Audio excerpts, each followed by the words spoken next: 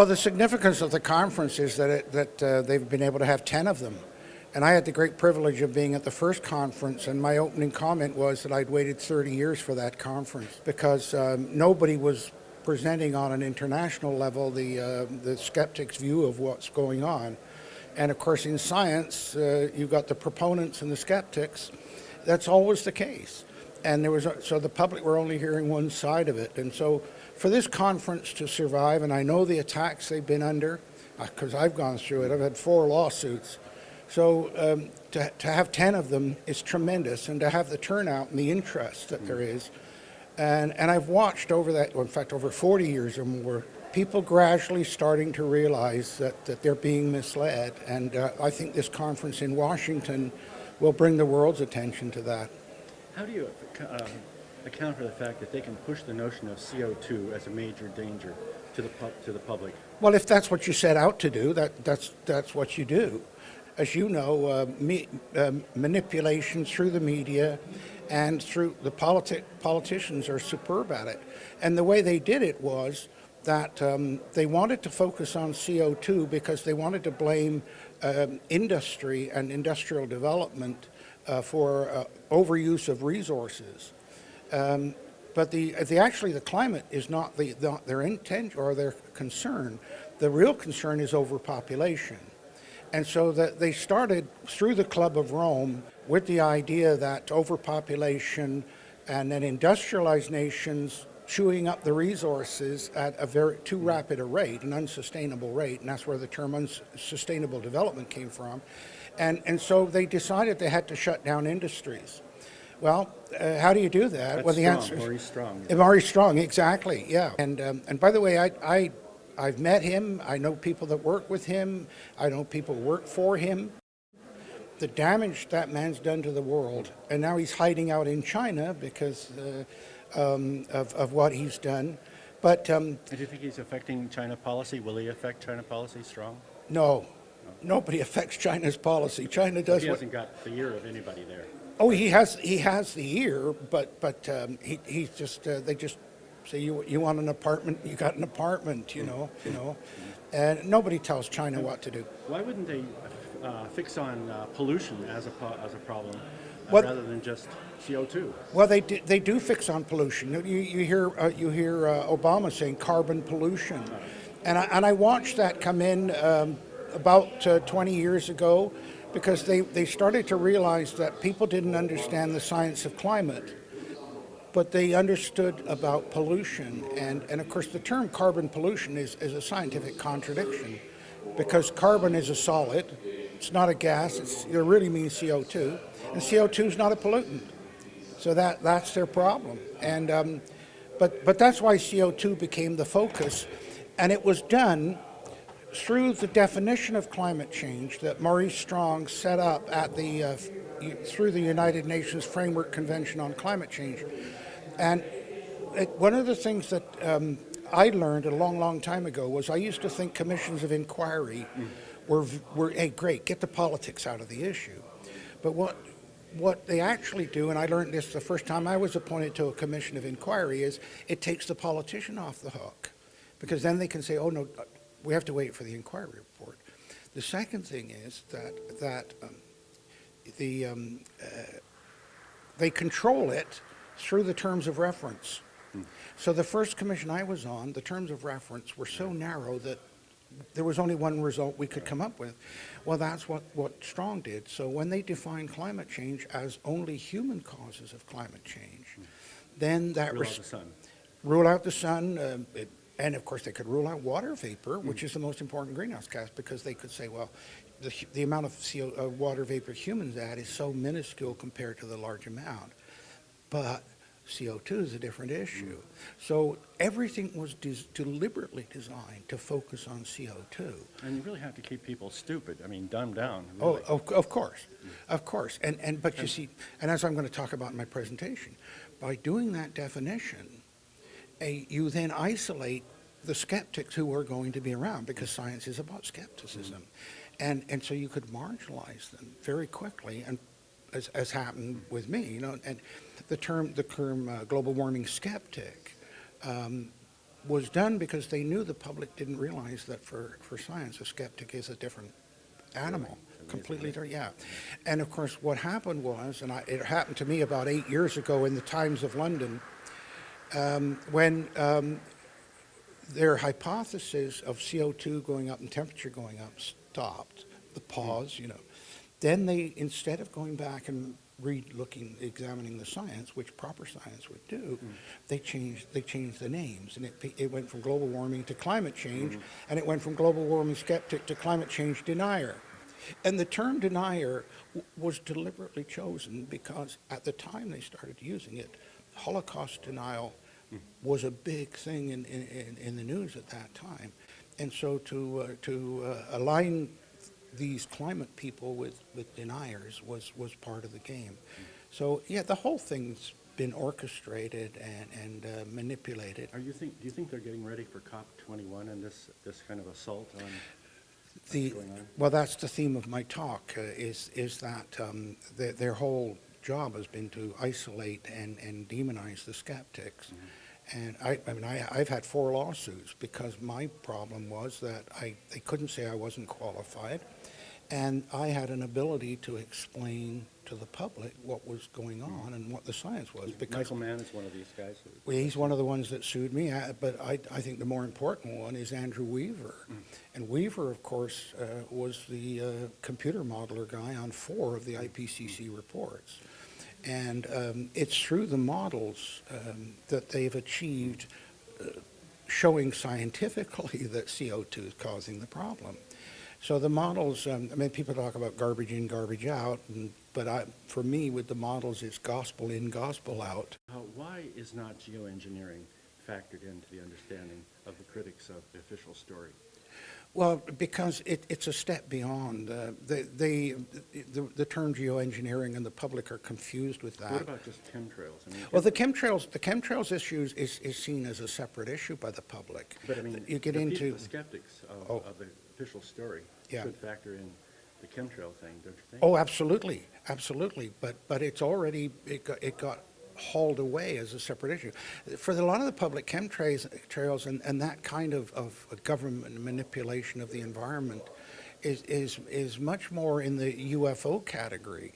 They can't believe that governments are doing those sorts of things. But it's so evident on a regular basis. Oh, well, but you see, the geoengineering, if you think about it, when they first started doing rain dances to make it rain, that was geoengineering.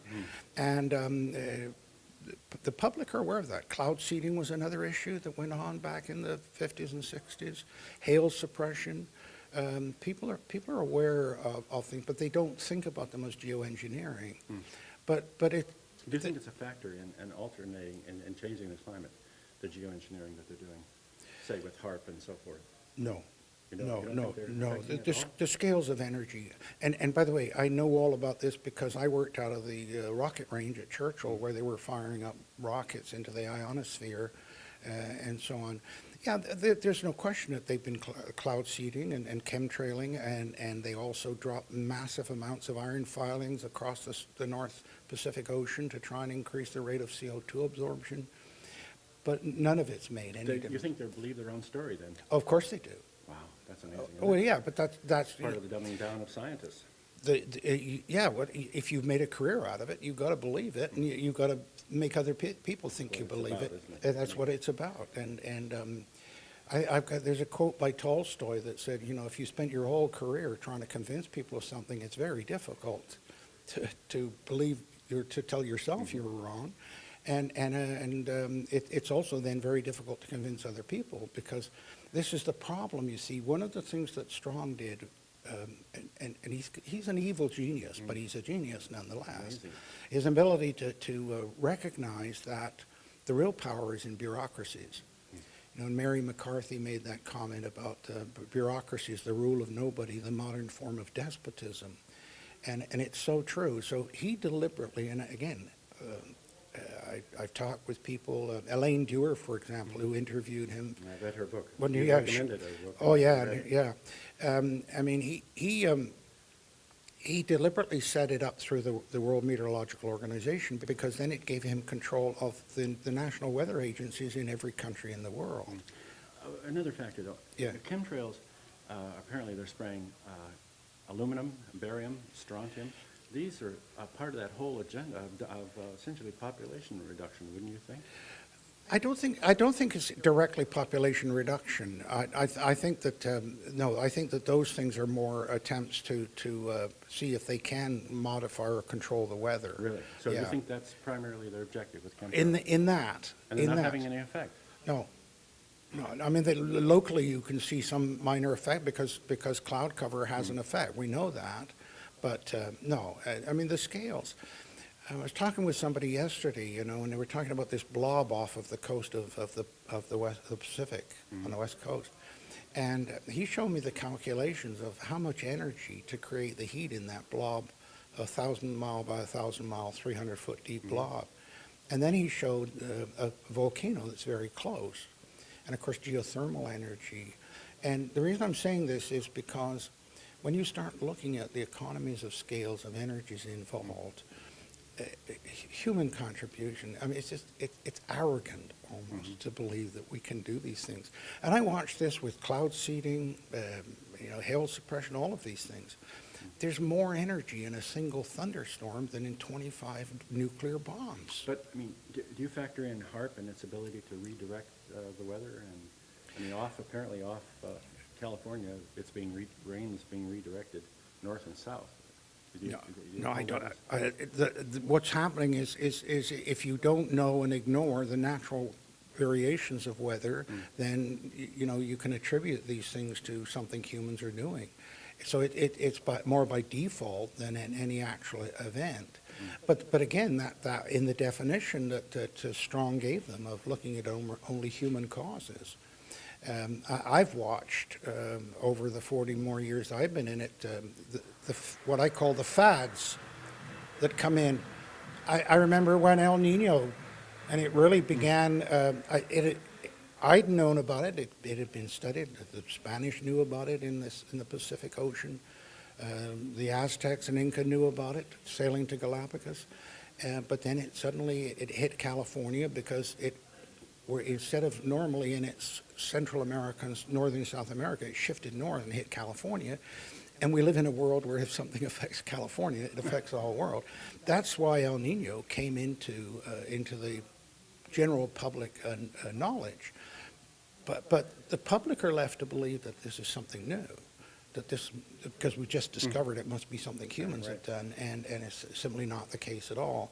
And I even, by the way, the 1998, which of course that spike of warming that they keep pointing to, I have questions about whether that's El Nino related. A quick question about the attacks. Yeah. The attacks have been from from Gore, and from many others. Yeah. Very specific and mean-spirited. How do you account for that hostility? Well, because people like Gore, and he's part of the modern, they're professional politicians, you know, and never held a job, and can't do anything else, and the easiest thing is become a politician and sit in meetings and pontificate. And believe your own story. And believe your own story. And of course, so if you're going to be a politician, you look for a vehicle that will carry your political agenda. And He started out that way, didn't he? At Oh, Harvard. absolutely, you know, and so there are so many of these professional politicians around now, and they latch onto it. But that creates a problem, by the way, because one of the things that happens to bureaucrats in the weather office, they're trying to convince the politician of something.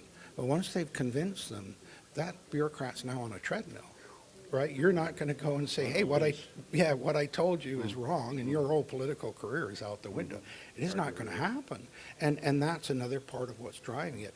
Now, that's why, of course, that having somebody like Gore, and incidentally, I've never understood why Hansen was not charged under the Hatch Act for his public activities as a civil servant or, you know, bureaucrat. And when I spoke to his boss, John Tian, because Hansen had claimed the Bush White House was interfering with him, I spoke to John Tian, ironically, at the last Washington conference by the Heartland, and I said, was he being interfered with? And he said, absolutely not. It wasn't happening at all.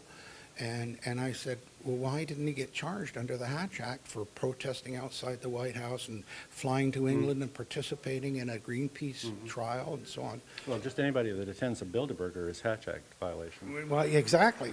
And John's comment was, he said, the word came down from above, leave him alone. And I said, from above, what does that mean? And he said, from above. Yeah, we don't know who these people are, do we?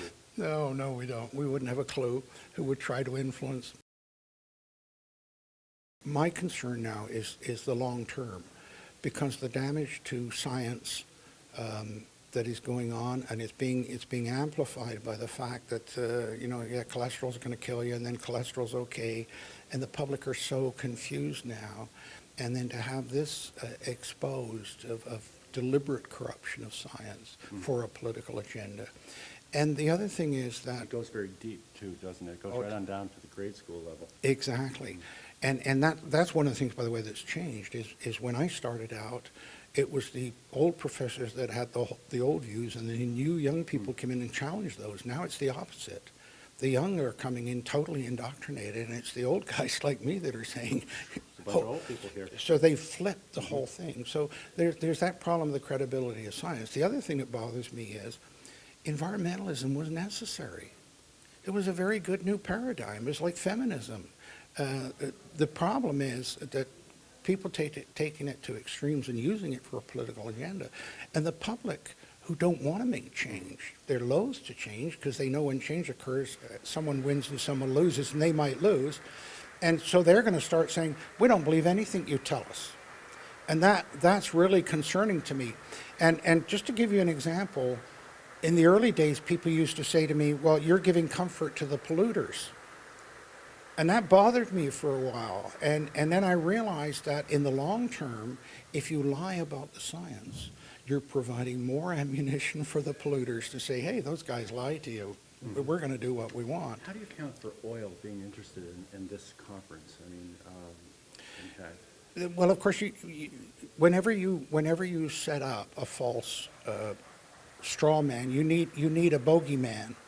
And of course, the oil companies are a nice target. It's going on, Wall Street. Obama's using Wall Street, and Idi Amin used the East Asians in Uganda, and Hitler used the Jews. You have to have your bogeyman, and of course, everybody hates bankers. That's the Bankers and oil. the bankers in oil, yeah, and especially the oil. So These yeah, bankers. yeah.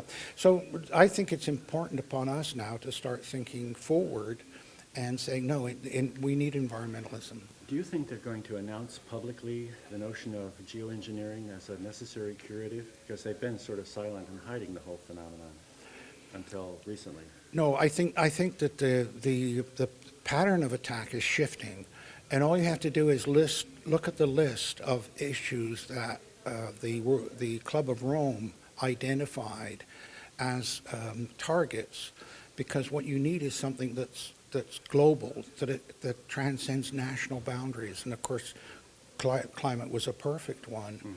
And the issue they're now working on is water. And you see that with the EPA using water to take away land rights and take away the people's property. And they've already started using the phrase peak water. And of course, peak oil was a very important thing in the climate issue. And so the target is shifting, because the one thing about these people is they're aware what will win and what will lose. So I think they're in a hurry. I mean, COP21 seems like they're pushing it really hard to implement a carbon tax. Well, COP21 they're seeing as simply the last chance. And So yeah. It's a final. And that's why. I mean, if you look at what's the pressure on COP21, first of all, Obama's made it his foreign and domestic legacy, okay, climate change. And the second is that you've got more and more people starting to question the science of climate. When you look at that UN poll where 7 million people listed climate change as the 16th concern in a list of 16. And the politicians, these people are aware of those things. The Pew Center poll showing climate change right at the bottom of people's concerns. So they're losing the public, and they understand that.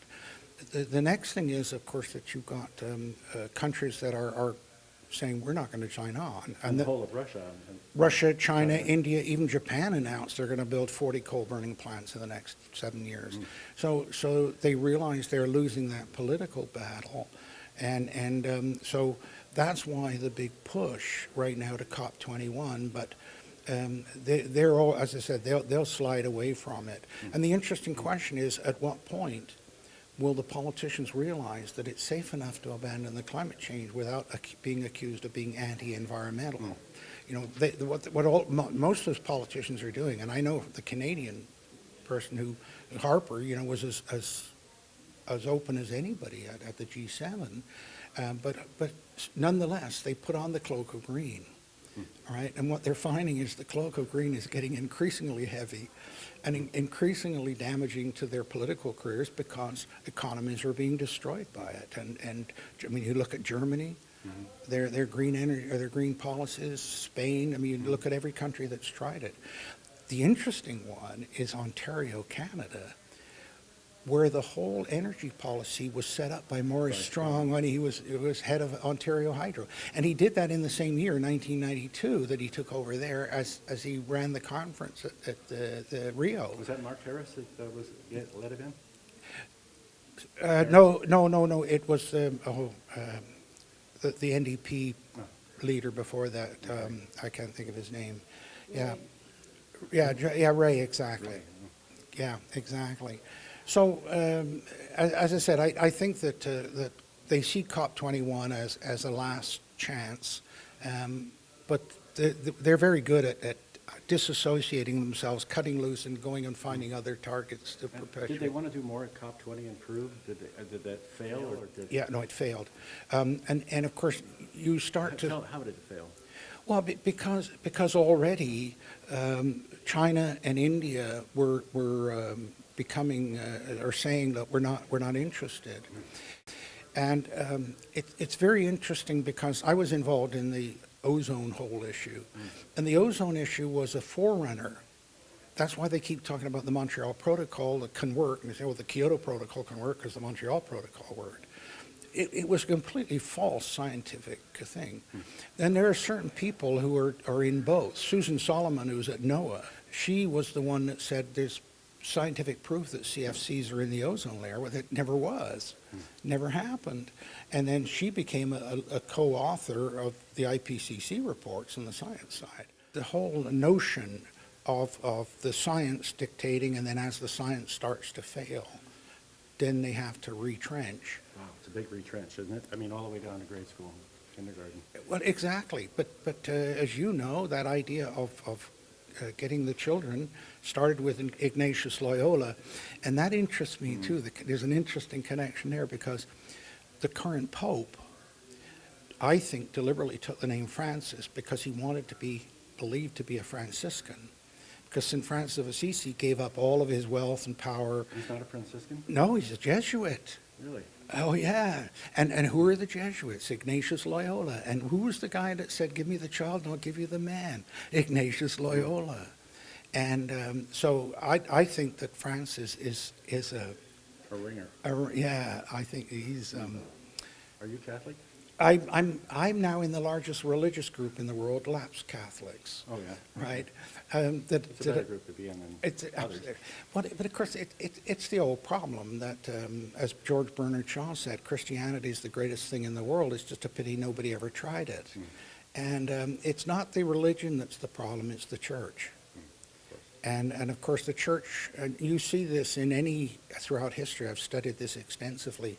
Every idea, everything starts with an idea, whether it's a country or a company or whatever. But that you then need a structure in order to disseminate that idea.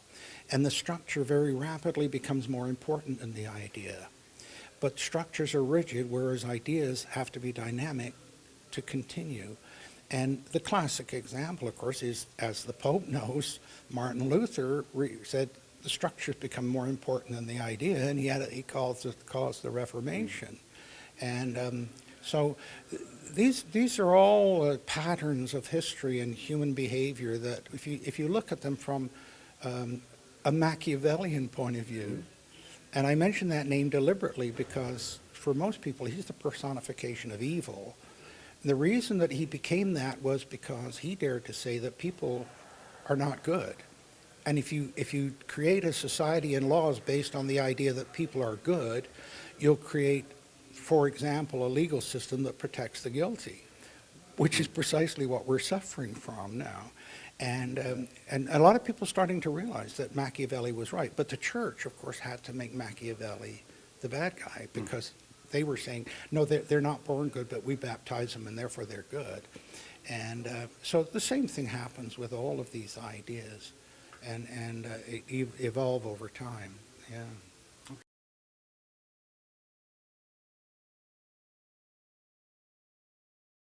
One of the interesting problems has been, first of all, the content, or what the air is made up of, and the second problem is the percentages of gases in the air and their distribution.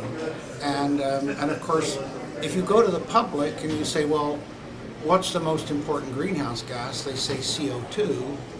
And then what do you say? Well, no, it's less than 4% of the total greenhouse gases, which are less than 4% of the total atmospheric gases. And the minute you start talking numbers and percentages, the majority of people, their eyes glaze over.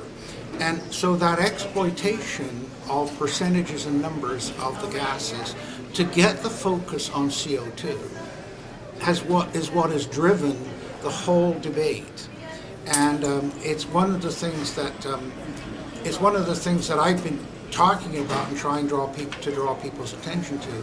Now, people try to present the percentages in different diagrams. For example, the pie diagram, where you get, you get nitrogen and oxygen, and then the greenhouse gases, and then that's broken down into another pie chart, and where it's 90% or 95% water vapor, and less than that.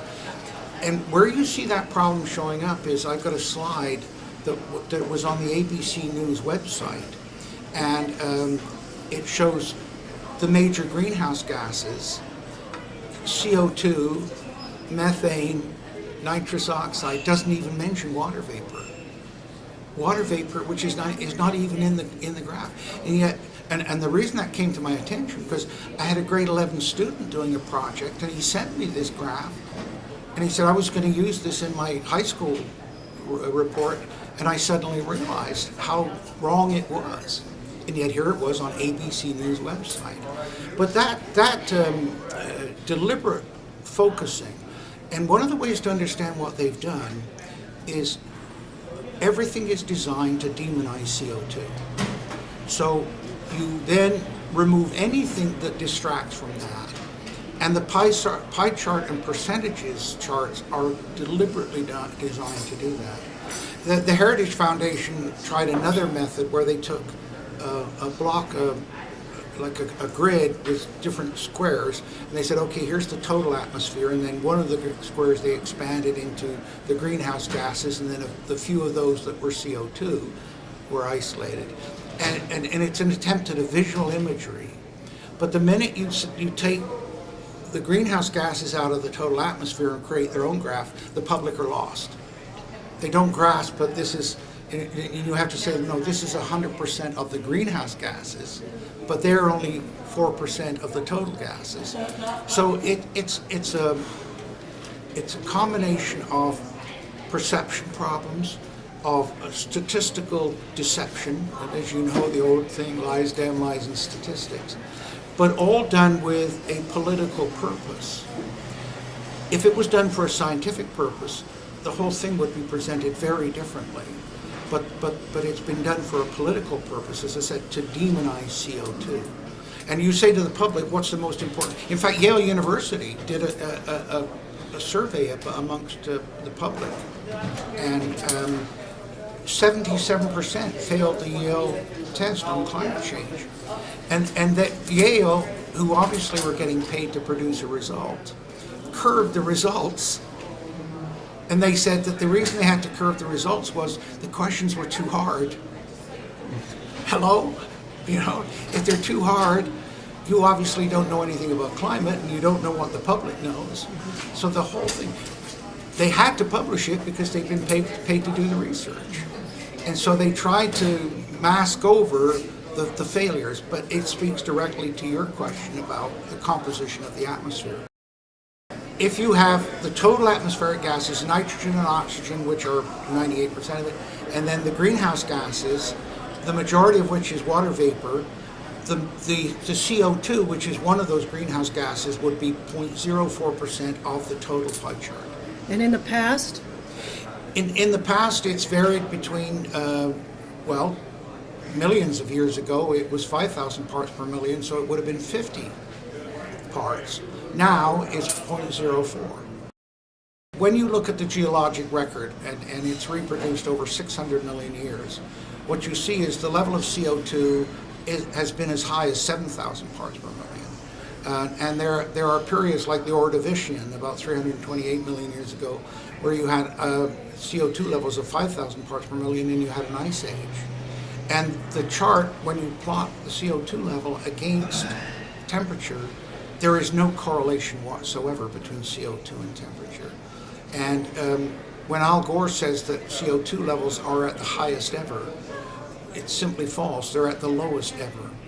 And that happens to be a problem because as you get below 100, down to 150 parts per million, in other words 0.015%, the plants start to die.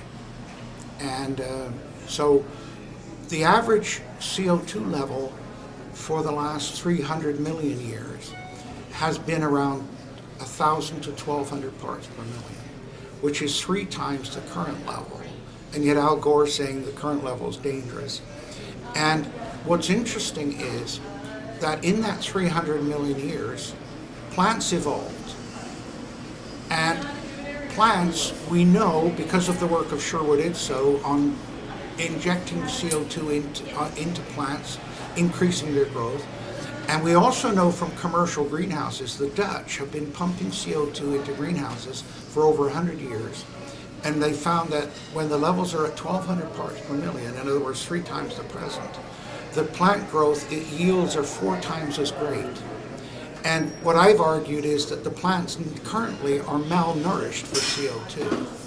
And we do know also that there is about 2 bushels of the increase in crop yields in North America is due to the increase in CO2 since the Industrial Revolution.